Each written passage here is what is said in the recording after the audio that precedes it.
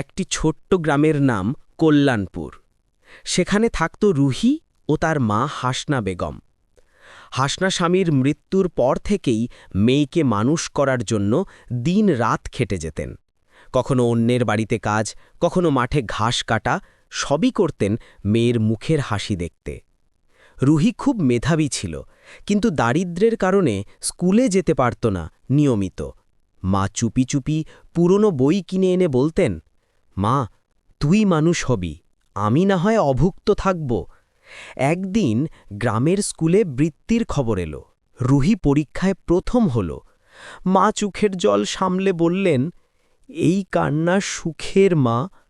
কিন্তু কদিন পরেই হাসনা অসুস্থ হয়ে পড়লেন। চিকিৎসার খরচ জোটাতে রুহি আবার কাজে নামল।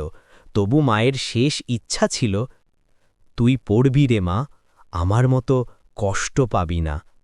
বছর কয়েক পর রুহি হল গ্রামের প্রথম নারী শিক্ষক।